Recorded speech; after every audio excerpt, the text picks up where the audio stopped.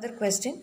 A uniform bar of length L through which heat flows is insulated at sides and the end temperatures are kept at zero temperature, which are at constant temperature. The initial temperature at interior of the bar is given by f of x equal to k times sine cube pi x by L. We have to find the general temperature distribution after time t. So in this question we are not asked to find out the steady state temperature, and here the temperature is depending only on x. So instead of writing u of xt, you can also write f of x simply. We know that the temperature that flows across the infinite bar, which is the uniform bar, satisfies the one-dimensional heat equation, and we are being given with the boundary conditions that u of 0t equal to u of lt equal to 0, because both the ends of the uniform bar are kept at 0 temperature. We have also been given with the condition that u of x0 is equal to f of x equal to k times sine cube pi x divided by L, because initial temperature is given by the function f of x, which is equal to k times sine cube pi x by L. For this kind of questions, the general solution satisfying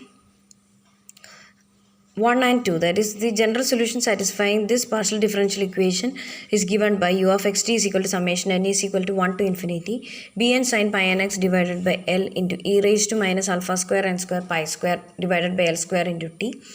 This is actually obtained by separation of variable concept applied over this function. We find the solution of this partial differential equation using the method of separation of variables, and we use the superimposition principle. That's how we add up all the possible solutions and get this equation. The derivation is not there for the exam. Now we have to find out Bn, which is the Fourier coefficient. So the general equation is 2 by L into integral 0 to L f of x sin pi n x divided by L into dx. Here f of x is the initial temperature distribution given in the question. You substitute for f of x. Now you have to integrate this. All the constants are taken outside the integration, and since we have a sine cube function, we make use of the formula sine 3x is equal to 3 times sine x minus 4 sine cube x. Having substituted the formula here, you get another expression involving two terms. When you try to integrate these two terms, here this will take the form sine square x when you substitute for n equal to 1 here. In order to find out Bn, we have B1, B2, B3, B4, etc. A sequence of answers will be obtained for Bn. To find the first coefficient B1, we take n equal to 1. When you substitute n equal to 1 in these two terms, here it becomes sine square pi x divided by L.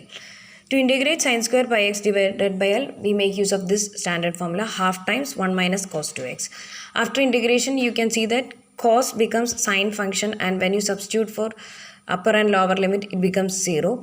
So the left out answer after integration will be 1 by 2. 1 by 2, and the answer after substituting upper and lower limit will be L. So upper limit will only be considered. So L by 2 will be the answer that remains, along with these constants 3 into k times into 1 by 2L.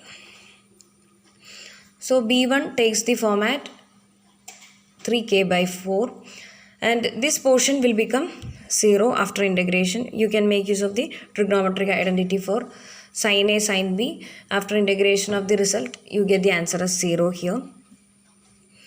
Now for B2 also, when you substitute n equal to 2 here, you get the answer as 0 for both the terms. And for B3, you can see that when you substitute n equal to 3 here, again you get a non-zero answer. This term becomes 0, but this term having substituted n equal to 3, here it becomes a format equivalent to sine square x.